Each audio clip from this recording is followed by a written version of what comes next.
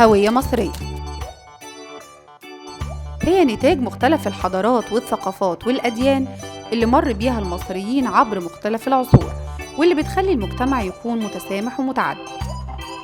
الليبرالية